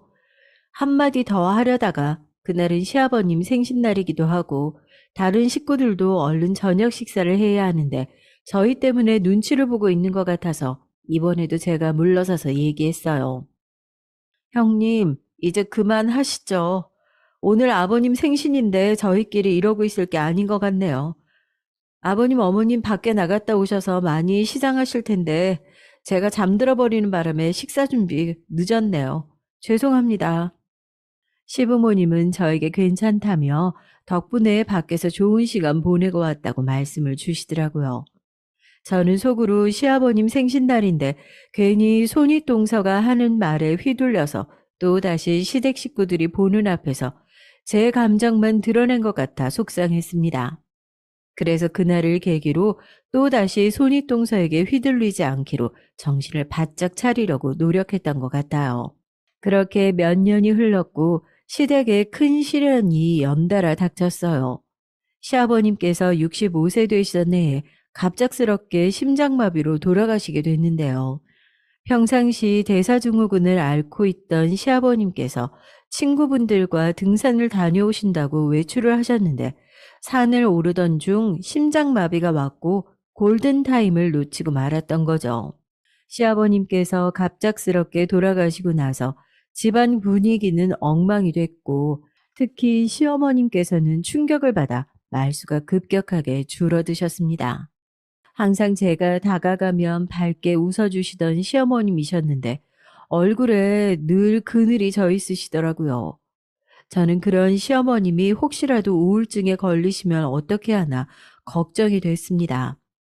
어머님, 아버님 돌아가시고 나서 많이 적적하실 텐데 저희 아가씨랑 셋이서 가까운 근교로 여행이나 다녀올까요? 시어머님은 기운이 없으셨지만 제가 살갑게 다가가서 대화를 걸자 힘겹게 웃으시며 말씀하셨어요. 유진아, 네가 말한 것처럼 여행을 다녀오면 좋으련만 그것보다 나 혼자서 마음의 정리를 좀 해야 할 것 같구나. 갑작스럽게 너희 시아버님 먼저 떠나고 나니까 마음 추스르는 게 쉽지가 않네. 시어머님의 말씀을 듣다 보니 예전에 갑작스럽게 친정 어머님께서 돌아가신 기억이 떠올랐습니다. 그 당시 남아있는 친정 식구들과 먹고 살기 위해 고군분투했었을 때 시어머님께서 제게 손을 내밀어 주시지 않았더라면 지금과 같은 삶을 살지 못했을 텐데요. 시어머님께서 제게 도움을 주셨던 것처럼 저도 어떻게든 시어머님께 옆에서 힘이 돼드리고 싶었어요. 그런데 하필 그 시기에 남편이 직업 군인이다 보니까 새로운 부대로 발령이 나면서 지방으로 이사를 가야 했습니다. 저는 약사이다 보니 직업상 남편을 따라서 움직이는 게 수월한 편이었는데 지금처럼 시댁에서 시어머님과 함께 살지 못하게 되는 거라 많이 아쉬웠어요. 그리고 설상가상으로 시누이가 회사 일로 1년 동안 미국으로 출장을 가야 했는데요. 그렇게 되면 시어머님께서 벼랑간 집에서 혼자 지낼 수밖에 없는 상황이 되더라고요. 안 그래도 시아버님의 부재로 시어머님께서 여전히 힘들어 하시는데 함께 살던 다른 가족들이 모두 집을 떠나게 되면 시어머님께서 얼마나 쓸쓸해 하실지 걱정이 됐습니다. 그래서 저는 시어머님을 홀로 남겨둘 수밖에 없어 남편에게 혼자서만 지방으로 내려가는 게 어떨지 물어봤어요. 여보, 아무래도 혼자서 지방으로 내려가는 게 어떻겠어? 나도 여보랑 헤어지는 게 싫긴 하지만 아가씨도 얼마 있으면 미국으로 떠나는데 우리까지 이사 가게 되면 어머님 혼자서 너무 적적하실 것 같아서 우리가 주말 부부로 지내는 게 어떨까 싶어서. 여보 말대로 엄마가 많이 걱정되기는 하지만 여보가 아예 지방으로 움직일 수도 없는 상황도 아니고 가능하다고 하면 나랑 같이 지방으로 내려가면 좋을 것 같아. 그리고 무엇보다 앞으로 부대 발령 때문에 이사를 자주 가야 할 텐데 언제까지 여보 혼자서만 우리 집에 머무를 수 없는 상황이고. 남편 말을 들어보니 언제까지 남편을 홀로 두고 저 혼자서만 시댁에 머무를 수도 없는 노릇이더라고요. 제가 고민을 하자 남편이 말을 덧붙여 얘기했습니다.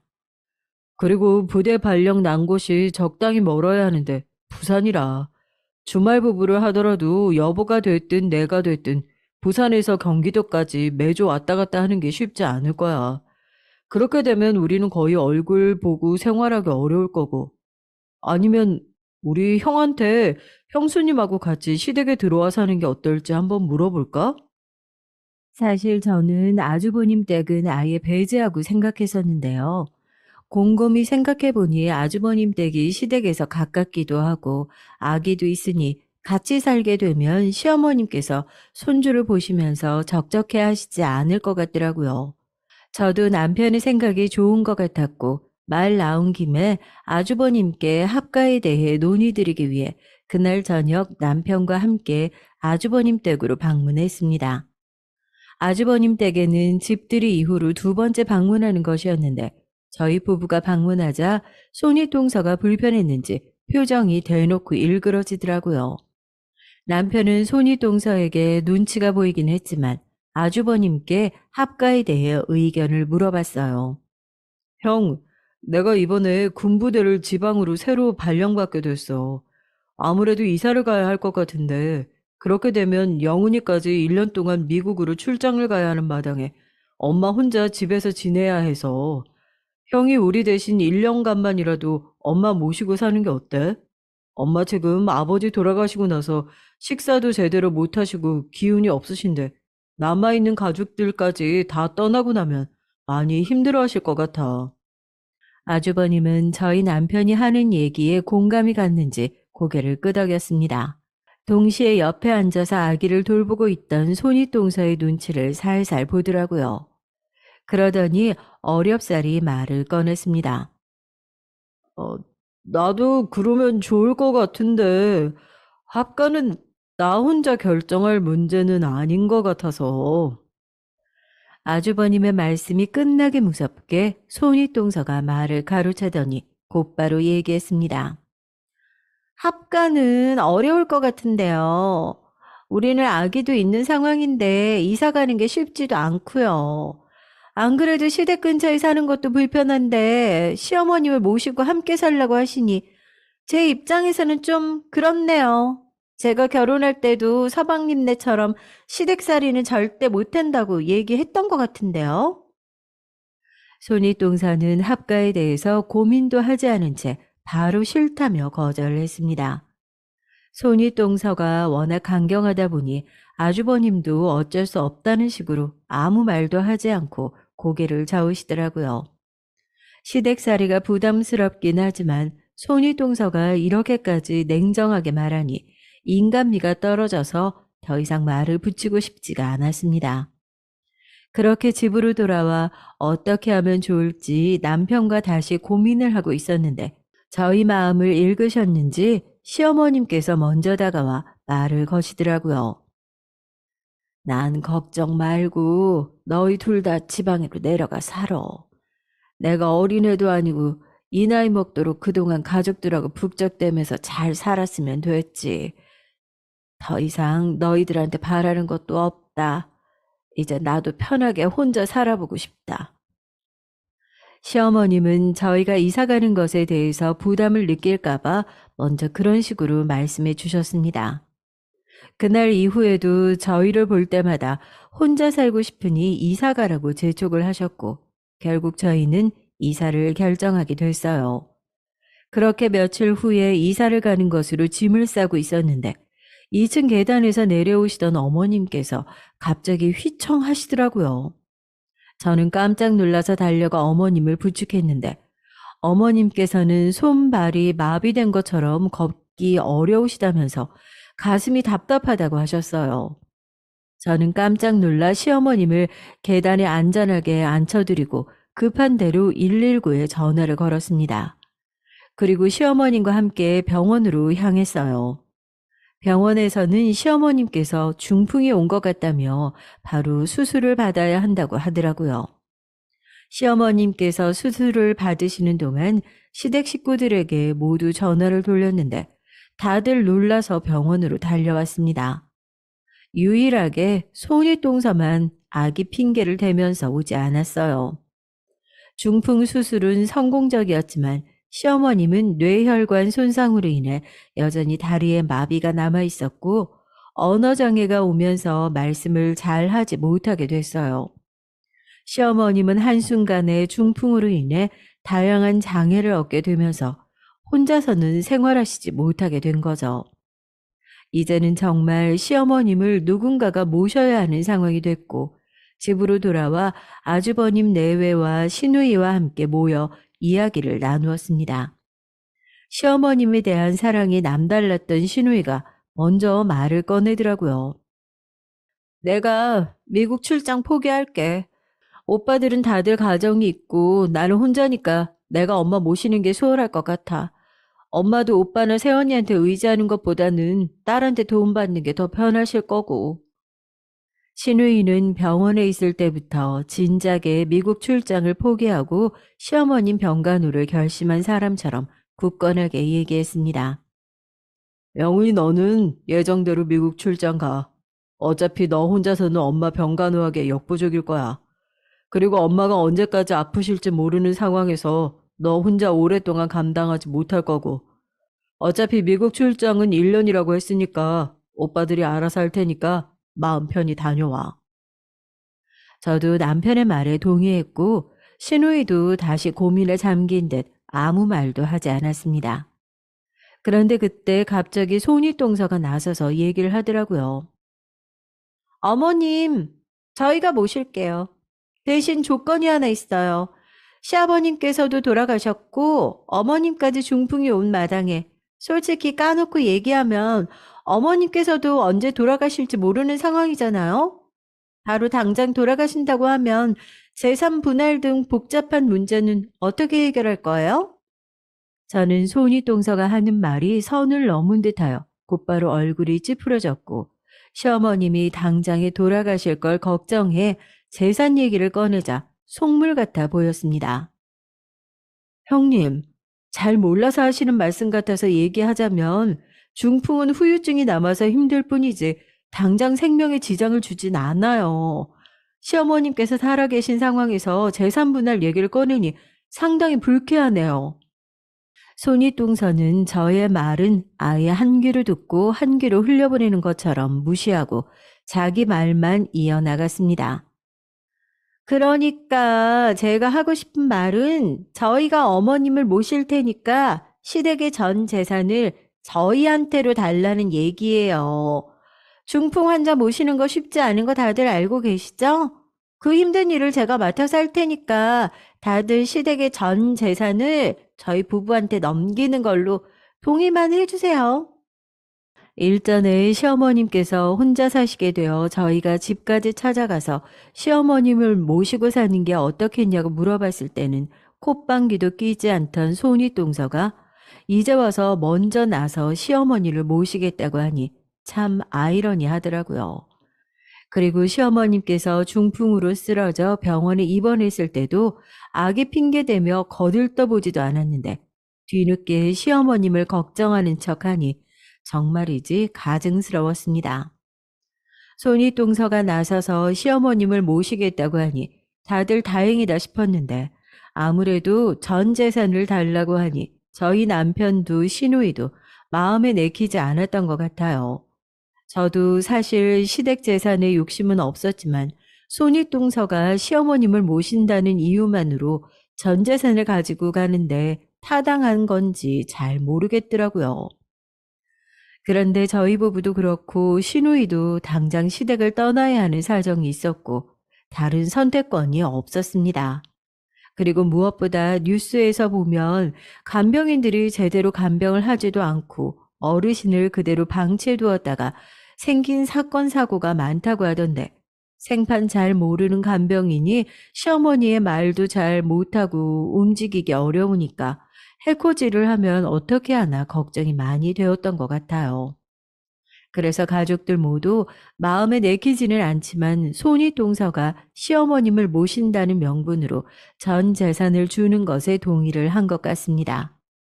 그런데 시어머님께서도 이 사실을 말씀드렸는데 말은 잘 하시지 못하더라도 고개를 저으시며 의사표현을 하시더라고요. 그리고 스케치북을 가지고 와서 글자를 써 내려가셨습니다. 그렇게까지 할 필요 없다. 자식들한테 부담 주고 싶지도 않고 나한테 간병인 붙여주면 그걸로 충분할 것 같구나. 그러니 첫째 내외한테 전 재산을 줄 필요도 없어.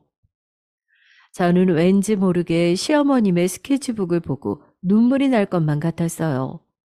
제가 어렸을 적부터 봐왔던 시어머님은 항상 이쁘고 상냥하셨는데 이렇게 거동이 불편한 채로 얼굴이 헬쑥해지셔서 말씀도 잘 못하신다는 게 너무 안타깝고 마음이 아프더라고요.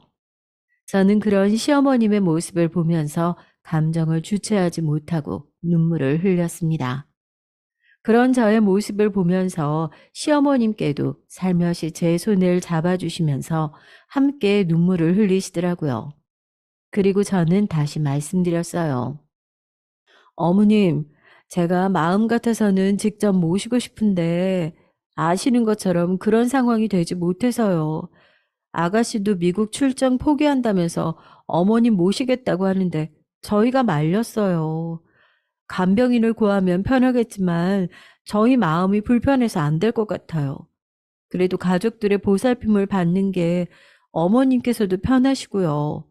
저희 부부도 아가씨도 모두 재산에 욕심 없으니까 전 재산은 아주버님네 주시는 걸로 해주시고 편하게 집에서 생활하세요. 제 말을 가만히 듣고 계시던 시어머님께서 다시 곰곰이 생각해 보시더니 고개를 끄덕이셨습니다. 그렇게 해서 손윗동서가 말한 대로 시댁의 전 재산을 모두 상속받는 조건으로 직접 시어머님을 모시기로 했는데요. 저는 예정대로 남편 군부대 발령에 따라 지방으로 이사를 갔고 시누이는 한 달 뒤 미국으로 떠나는 것으로 최종 결정을 했습니다. 그리고 아주버님네는 지금 살고 있는 집이 나가는 대로 시댁에 들어와 살겠다고 하더라고요. 그때까지 손윗동서가 낮 동안에는 아기를 친정집에 맡기고 시댁에 와서 시어머님을 보살펴 주기로 약속을 했습니다. 저도 마음이 불편하기는 하지만 시어머님까지 포함해서 시댁 식구들끼리 그렇게 하기로 결정을 한 거니 그대로 따랐습니다. 그런데 저희 부부가 이사를 가고 보름 정도 지났을까요?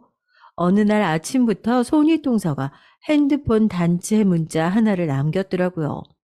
저는 손윗동서가 남긴 문자 내용을 보고 경악을 금치 못했습니다. 더 이상은 못해. 노인네 요양원으로 보내. 내가 우리 엄마도 아니고 왜 시어머니를 이렇게까지 돌봐야 하는지 모르겠으니까 남아있는 가족들끼리 알아서들 하세요. 다른 사람이 등 떠민 것도 아니고 스스로 자처해서 시어머님을 모시겠다고 말한 사람이 보름 만에 포기를 하다니 어이가 없더라고요. 그리고 시어머님을 모시겠다며 시댁의 전 재산까지 받아가 놓고 책임감 없이 시어머님을 요양원으로 보내라고 말한 손윗동서에게 분노가 차올랐습니다. 그래서 문자를 받자마자 바로 손윗동서한테 전화를 걸었는데요. 제 전화를 피하려다가 마지못해 받았는지 목소리가 퉁명스럽더라고요. 동서, 나한테 뭐하러 전화한 거야? 내가 보낸 문자 봤지?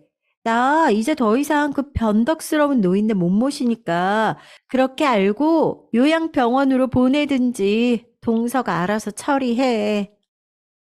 저는 뚫린 입이라고 뻔뻔스럽게 말하는 손윗동서의 말에 버럭 소리를 지르며 말했습니다. 형님, 해도 너무하시는 거 아니에요? 어머님 모신 지 한 달도 안 됐는데 이렇게 일방적으로 모시지 못하겠다고 하시면 너무 책임감 없는 거 아닌가요? 지금 어디예요? 지금 어머님 혼자 집에 계신 거 아니에요? 내가 책임감이 없다고? 동서 같았으면 하루도 못 버텼을 텐데 그래도 나는 보름이나 시어머님 돌봤으면 양반인 거지. 지금 어디냐고? 나 지금 공항이야. 아기 데리고 남편이랑 다 같이 발리 여행 가기로 해서 이제 곧 비행기 타면 연락 안 될 테니까 그렇게 알고. 지금 이 상황에서 시어머님 혼자 집에 남겨두고 해외여행을 간다고 하니 저는 순간 손윗동서가 정신이 나간 게 아닌가 싶었습니다. 일반적인 사람이라면 상상도 못할 행동을 어쩌면 뻔뻔스럽게 할 수 있는지 이해가 안 가더라고요. 손윗동서는 자기 할 말만 하고 전화를 끊어버렸습니다. 저는 당장 시어머니께서 집에 혼자 있다고 하시니 걱정이 되어 간단한 짐만 몇 개 챙겨서 바로 기차에 올랐습니다. 그러면서 남편과 시누이에게 전화를 돌렸는데요. 시누이는 회사에 있어서 손윗동서의 문자를 확인하지 못했고 제가 급하게 전화를 하자 그때서야 상황 파악을 하고 당장 집으로 달려가겠다고 하더라고요.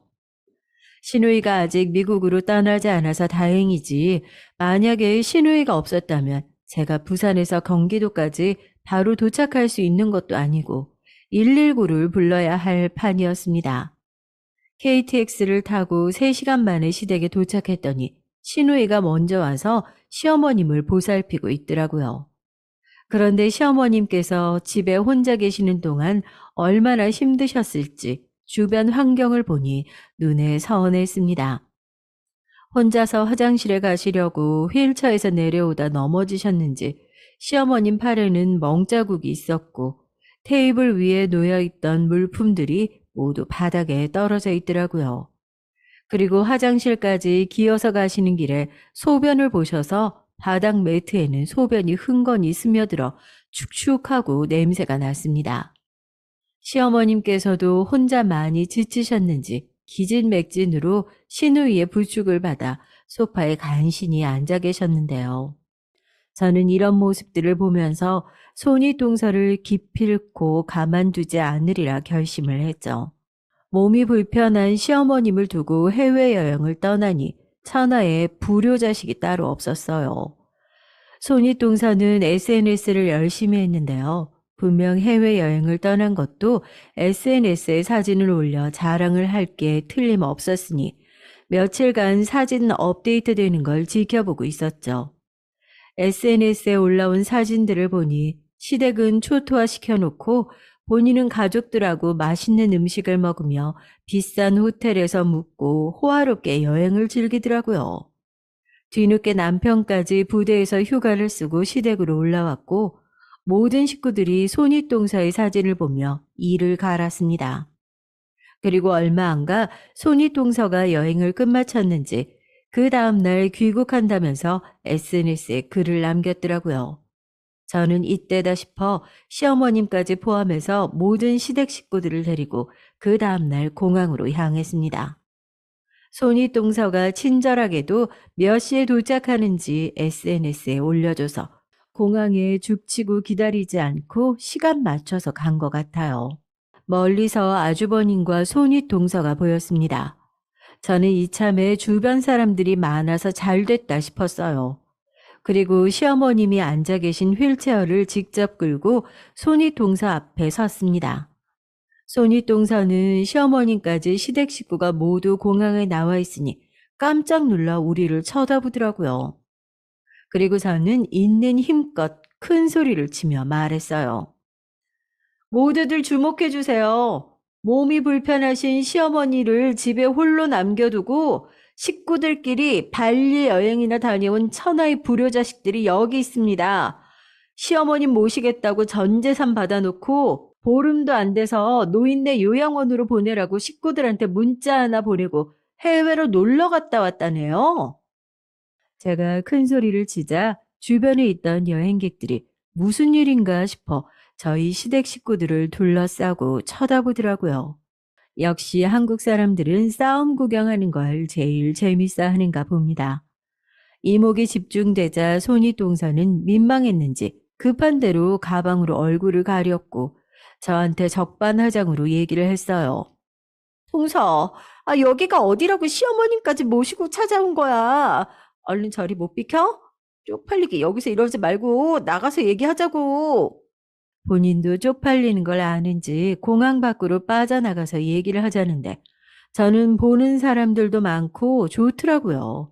심지어 저희가 말싸움을 하는 모습을 핸드폰을 꺼내 영상으로 담고 있는 사람도 있었습니다. 형님이라고 여태 대우를 해줬더니 말이 안 통하네. 얼른 시어머님께 무릎 꿇고 잘못했다고 빌지 못해? 어디서 감히 우리 집안 사람들을 개무시하고 전 재산 빼돌려서 그걸로 호화롭게 여행을 다녀올 수가 있어? 개망나니 같으니라고. 제가 개망난이라고 얘기를 한 게 기분이 나빴는지 손윗동서는 얼굴을 가리고 있던 가방을 내팽개 쳤고 저를 노려보며 얘기했습니다. 뭐? 너 지금 나한테 뭐라고 했어? 개망나니? 꼴에 약사라고 겉으로 항상 고상한 척 하더구만.